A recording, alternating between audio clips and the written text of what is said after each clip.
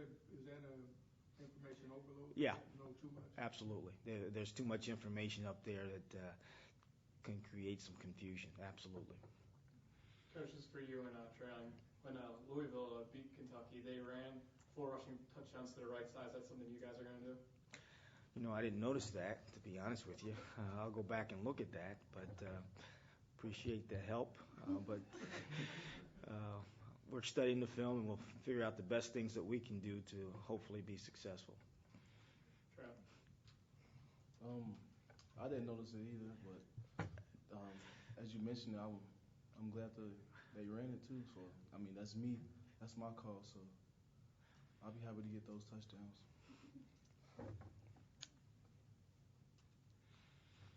All 4 of them were to the right? Yep. The last one was kind of like a little up the middle, but it was to the right side. Okay. Duly noted. Did you guys watch the game live, the Kentucky game live? Were you guys together as a group? I watched it in my office. I know the defensive staff was watching it together. I'm not sure where the offense watched it. Then we had it on in the coach's room right before practice last night. I wondered, the reason why I ask is because it's not that often that you get that opportunity to be done with your stuff and have to kind of wrap that up from that game, time to really watch them in that time. So how much do you think that can help in terms of preparation, more so than a normal, you both play on Saturdays? Well, it definitely helps because you can see some signals and things like that typically you can't see off a regular game film. Mm-hmm. Now, we didn't see a whole lot. I mean, there was a whole lot of things that you normally wouldn't see, but anytime you can see some mechanics of how they shuttle things in and out, if you can pick up anything, that would be good. Did you? Did I? You don't have to share what you did, but did you, and just in watching, or were you taking notes in terms of, or were you watching? You know what I mean? Were you watching? And Yes. Yes. Where are you with what you want to be? Everybody talks 50, 50, 60, 40, whatever with their offense.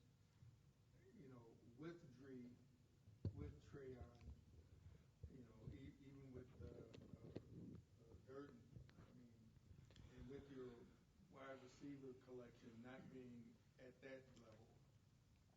All those things roll in together. Would you like to? Last week you said 25 to 30 for Trayon, 12 to 15 for Dree, right. And on down. Is that something you want to keep building on? Absolutely. 5 to 10 for Durden. In a perfect world, when the game's in the balance, you'd like to give the ball to this guy 30 times and still give the ball to Dree 12 to 15 times. Else. That's when the game's in the balance. So if the game was closer last week, he probably, and we didn't check out all those things, he's probably going to get another 8 to 10 carries, 12 carries. But I think the strength of our offense is going to be in running the football. If we're able to establish the run, the inside zone play specifically, everything else comes off of the inside zone play. So if we can give the ball to him 30 times, Trayon 30 times, and put Dree in there a few times here and to give him a change of pace, I think that's the strength of the football team offensively. Trey, looking back at yourself, what did you like and what didn't you like about Thursday? It was the first game, so I didn't know what to expect. I just tried my best, but things I need to change is probably just going through my reads a lot faster and just hitting the hole and just steady dancing, just go. But I think it was the first game, so I didn't think I did too good, but I tried my best. So. What's it like sharing the load with such a home run hitter and Dree? I like it because we both can get rest and we can just go 100% every play instead of just doing 50 and 100. Just go hard every play. How tough is it to make sure you're aware of when to just blow up in there and when to look and try and pick your spots? You're so big. If you need one, you would think you can get one no matter what if you just blow up in there. But if you need 3, maybe you got to look, or maybe I don't know. I'm just asking. How do you create that balance within yourself on when to just blow up in there, when to just know the hole's going to be open, and when are you got to look and see what's going to open? It's you normally get set up first and then just read through the checks and just looking at the defensive front. So I mean you'll know right there, but some teams just try to disguise it, whatever. But you'll see it when you go into your stats. Can you get one no matter what? Do you feel that? Yeah, I think so. I mean, even if it's stacked right there in front of you? Yeah, I mean I trust in myself, so I mean I can do it. Luke, can you talk about going against Larod King? He's a standout offensive player for Kentucky. Can you talk about how the D-backs are setting up for him? Yeah, he's a good player. We'll have a good game plan this week, and we trust our defensive coaches, and our whole defense is based around everyone doing their job. So, we don't particularly worry about one player too much. We'll pay some attention to him, but we feel if we do our jobs right and how it's supposed to be done, then we'll be all right. What would you guys learn about your defense in week one? We could be really good, and we at times we were really good, and at times we weren't, and that starts with me and the secondary guys, communicating down to the linebackers to the D line, and we had a few mental mistakes which I take complete blame for, and we're gonna try our best this week to be perfect, and it's something we're gonna emphasize this week at practice. Coach, where are you with Gress and Tyson? Danny's fine. He played some on Saturday. Was actually on the big return that we had. But he's coming back. He gets a little bit better every day. Tyshawn, I think, will be a day-to-day thing. He worked out a little bit last night with the team, but he's not at full speed yet. Anybody else? Behind where you thought he was going to be? Maybe a little bit. And those things, those ankle injuries, they can flip in a day. You may feel terrible one day, and the next day it could come back to you. So we'll have to see where he is by the end of the week. Oh, excuse me, hamstring. Yeah. Sorry. Yep. Anybody else injury-wise? Well, Freddie was the one that we rested for the next couple of days, but he'll be fine for Saturday. We need him to kick off as well as field goals. And I know he said on Thursday that he could go back in and do field goals and extra points, but he didn't feel like he could kick the ball off. But we need him to kick the ball off as well, because that's a heck of a weapon for us. How close is Melchior On. kickoff? He was hitting it to the goal line, which was pretty good for a freshman. He's got a big leg. Mechanically, he's not as sound as he should be just yet, but he'll be a good player for us. Coach, in the last game, Spencer didn't throw any picks, but you're playing a team, Kentucky, who forced 25 turnovers last year. How do you think Spencer's going to do against this Wildcat defense? Well, he's just got to run the offense. That's all we're asking him to do. We're not asking him to do anything spectacular. Distribute the ball to the playmakers, and we have quite a few of those guys, and make the throws that are open and take care of the football. If he can do those things, then I like our chances. Any other young guys? You did get Durden in a couple times like you wanted. Any other young guys floating to the top? Well, we thought floating up, rather. Well, we thought Dellinger played pretty well for his first time out on the field. He'll be a good player for us. Not sure if we played many other young guys. Yeah, I was very pleased with Josh's performance. He did some really nice things, and it's kind of funny. After he scored that long touchdown, I grabbed him to the side. I said, "Josh, I didn't know you had that kind of speed." He says, "Coach, come on, man." He's kind of yeah, he was saving it, but it was good to see him perform as well as he did. I thought he played well. Obviously to the naked eye and stats-wise, everything was great, but how did Dree grade out, and what did you see that maybe there's room for more? Dree graded out at 89%. He had 26 plays, which Counting yeah, specialty? No, not counting special teams. Counting returns, He had 2 returns. He was our special teams player of the week, as he was also our offensive player of the week. He played very well. He was very efficient and obviously made those big plays for us.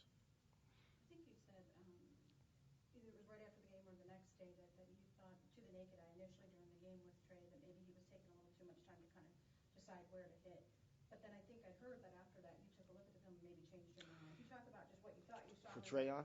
Yeah, there's a couple plays as you watch the film that the guard got too much penetration, so that what appeared to be a hole was not actually. It was hard to get back to that hole because the guard was pushed back into the lap. So I thought, by and large, most of his reads were pretty good. I thought there was maybe 1 or 2 that he could have hit a little bit better, but by and large, I thought he played read-wise decent. Did that include the goal line play? And it looked like he got stretched on one. Third quarter. Which way were we going? Third down, going this way. Is that third and 1, right? Yeah, third and one. Was it on the goal line or was it back in the field? It was red zone for sure. It was a red zone. Yeah, third and. Yeah, that one probably. I'm not sure if that was Melchior's kick or if that was Freddie's second kick. Yeah. Freddie's second kick. It was one of those 2. Yeah. If I recall correctly, the play you're talking about, I thought that one probably should have cut up a little bit quicker. You know which one he's talking about? Oh yeah. Yeah. I remember. Yeah. Did you get stretched or what did you see? Trying to think. I should have, like, looking at film, I should have hit it up in there, but and during the game, I thought I can get around the outside and just go around it, but it didn't happen. So I mean, Time and place, just blow it up in there. Could you talk about, teams are going to, after what Dree showed, Mm-hmm. kick away from him, probably try to boot it out every time. Is that good for you, or is it, or do you have to try to find now other ways, even punt returns to get him the ball in space? We expected Townsend to kick away from him the second time, because that was their MO coming into the game. They were a response team. Anytime you got a big return against them, they were going to pooch it or chip it or do something else. And I actually didn't think they were going to kick it deep the second time they did. But to answer your question, if you're an intelligent guy, you're probably not going to kick it to the guy too often. So we're going to have to do other things to make sure that he does get the ball. Can you just put him in the middle of the field and wherever they kick it, Well, compromises your return a little bit by doing that, but there'll be some things that we have scripted for him.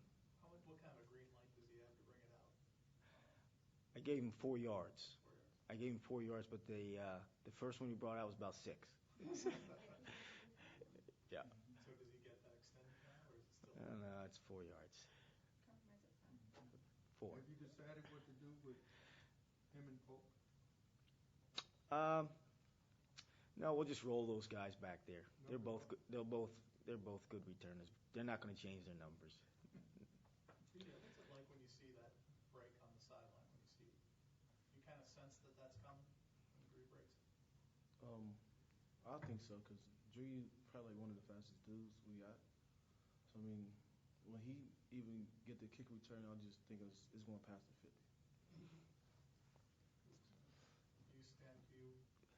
Yeah. Watch, I know you're usually just off the field. But. Yeah, we're usually, our defensive bench, but I've gone against Dree enough at practice. And I tell you what, he's got some top end speed. And, he's fun to watch. He's not fun to go against, though. Does he really change your angles? Yeah. Coach always talks about that. He changes the way you do a lot of things. When you're on him, you got to play 2 yards back. And me and him have a lot of time we go together and practice because he's at slot and he makes you play not how you want to play. 2 yards back, and you have to respect that speed. He slowed up for the kicker and then kind of took off. What did you think? Was that the kicker or was that a safety? I thought it was the kicker. That was a safety. That was a safety. Yeah, that was their safety guy to make sure it doesn't go the distance, and he kind of slowed up and then re-accelerated. Just instinct. Yeah. For all three of you guys, SEC is the conference of college football the last couple of years. Can you just talk about how exciting it is to play in one of their stadiums this Saturday? Anytime you get to, go on the road, and it's going to be a fun environment. And I know as a team we're really excited, and we know it's going to be an extremely challenging game. And we have a lot of respect for Kentucky and their players and their coaches. And we're going to go out there and this week at practice and practice like we're playing the game every day. And we're going to try to win this game this week during practice. Coach, how much of a eye-opener is it for you and the team, and maybe even looking across the table for them, to see how competitive the league was against SEC teams this week? I mean, there were some games, losing aside, you look at the numbers. The Florida game was statistically close. The Georgia game was statistically pretty close, other than the score. I mean, Right. You don't see that very often. That's at least it caught my eye. I think the Mid-American Conference has stepped up the level of play, and there's tremendous coaching in this league. And if you look across college football in general, aside a few teams, that the talent level is starting to level out. Now, we're going into the SEC this week, and we all know that's the best football conference in the country right now. So we have our hands full. But I'm confident that our guys will play extremely well this weekend and give themselves every chance to be successful. Did you use Saturday to watch some of those, or were you working on you on Saturday? I studied a film of Kentucky on Saturday. Did you guys pick up on that, players, just how well BG and even Buffalo, played against other SEC teams, like the kind of team you're going to play on Saturday? I mean, they were, Bowling Green into the fourth quarter and going in for a possible tie or win, and I think Buffalo was fairly close, at least through 2.5 quarters, if not 3 quarters, and playing pretty even. Do you guys pick up on that? Again, understanding that's, like Coach said, one of the top conferences in the country, but maybe it's a little bit closer than what people think in terms of competitiveness. Yeah, it's exciting because it's a MAC team, obviously, and you're pulling for other MAC teams, and the guys at Buffalo and the guys at Bowling Green weren't even looked at by people like Florida and Georgia, and you root for that, and other than that, though, you don't compare it to us playing Kentucky because it's 2 different game plans and 2 different teams and matchups, and so much goes into it that it doesn't make our game versus Kentucky any more favorable. Trent, it's not far from Cincinnati. Do you have any history there? Have you ever gone down there? I went down there. I mean, I got recruited from Kentucky, so I know some of the coaches and players, and so I mean, it's just Kentucky. It's just a normal team to me. So You got family going down? yeah, family going down.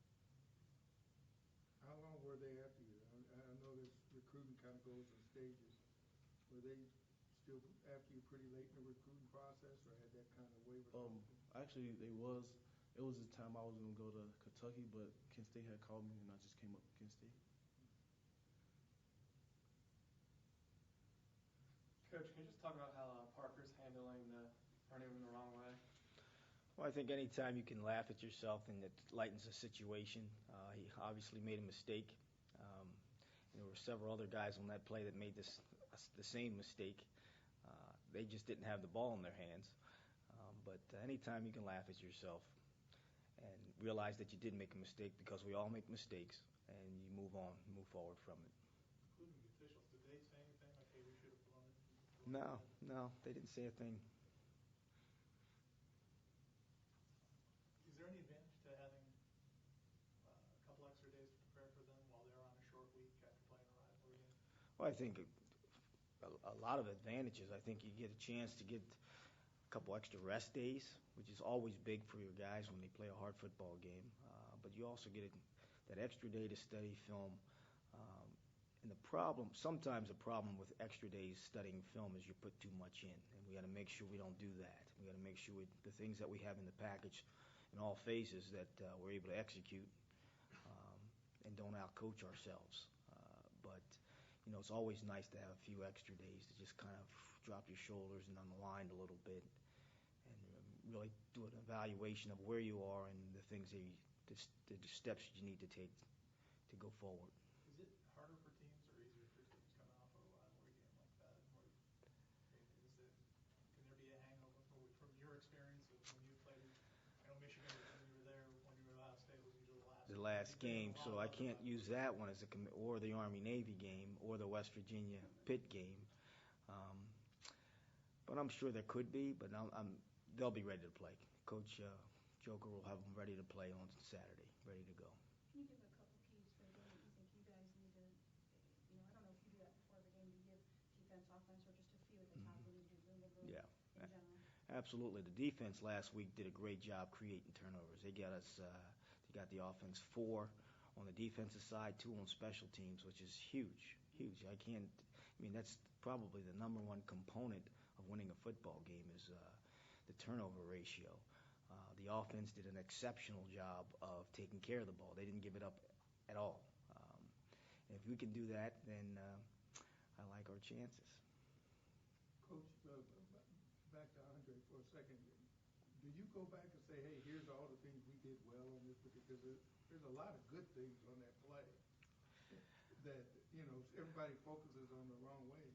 But the thing that's amazing to me is that he's 7 yards behind the return guy, which is where you want. Right. When they wave it off. And he's coming back to the plate, which is what you want. It seemed like other than running he did everything right. He really did. And not just him, no, everybody. You're right. There was a lot of good things that happened on that play. He circled in behind the returner right where he should be to keep the ball out of the end zone. But the laughter in the team room when it was going on, I couldn't even speak at the time. So I just let the film roll, and we moved on to the next play. But again, it's all in fun, and he's still a family member. But do you take that Yeah. and say, hey, absolutely. Laughter aside, a lot of good coaching points on that play. Coaching point from the standpoint that here's the guy that was returning the ball gives a poison call and then goes and touches it, a hot ball. Just those types of things. And I couldn't pick up the number, but there was somebody in front of him as well. It might have been Polk. It might have been Darius. I think it was. I think I did see that. Mm-hmm. Yeah. And is all that schematically what you want on punt return? Yeah, absolutely. On punt. Mm-hmm. Can you give us a scout on that? Yeah, they have a sophomore quarterback. I was just watching yesterday. I think he's pretty good. I think he's a big guy that takes care of the ball. Made some tough throws yesterday. They're big outside at the receiver spot, and they're going to try to hurry up offense and quick tempo you and try to get you off guard and run some zone read stuff out of that system. On the other side of the ball, they've got a lot of new faces over there. They're big up front. They're 320 inside and 315 inside. The 3 technique and the nose guard. They're young at linebackers. The 2 outside backers are very young. They're young in the secondary. So, but they're active. They're very active. So it'll be interesting to see. And schematically, they're a little bit different. Just studying last year's film as compared to yesterday's film, they're a little bit different in their schemes of some of the things that they're doing. Without giving away too much, just some of the reactions that they have to some things that offenses are doing to them. What's the key when you're playing that up-tempo stuff and they're kind of dinking and dunking down the field? The most important thing and the one thing that Coach Haycock's already stressed a lot is we got to get over the ball and then get the call and get lined up, and that's the most important thing when you play an up-tempo team. It's just getting lined up, because that's where they get you is when someone's not in the right spot and then they miss an assignment, and that leads to a big play. And that's the kind of things we got to avoid this week. Are they at all reminiscent of anyone you've played in the last few years? No one comes to mind right now. We're going to do a lot more film study in these next few days, and I'm sure they'll be close to somebody, but we'll just take it day by day. Is it all deep enough? Did they test deep at all? They didn't push it deep very much yesterday at all. It was all underneath stuff, and I don't know if it's because it's the quarterback, or if it's the wideouts, if it's protection. I don't know, but they didn't push it deep yesterday very much. Just keeping in front. That's the. Yeah. Anything else? Thank you. Thanks, guys. All right.